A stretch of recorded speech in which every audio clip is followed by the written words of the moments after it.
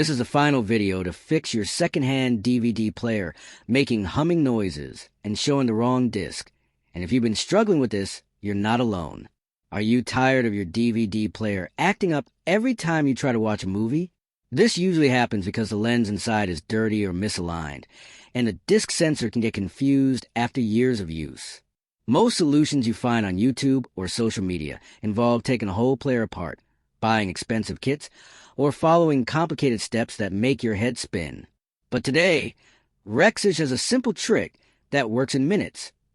Gently clean the lens with a soft microfiber cloth and realign the disc tray by hand, and your player will start reading discs correctly without any noise. It's quick, safe, and you don't need any fancy tools. If you want a detailed step-by-step guide, comment below and we'll show you exactly how to do it from start to finish.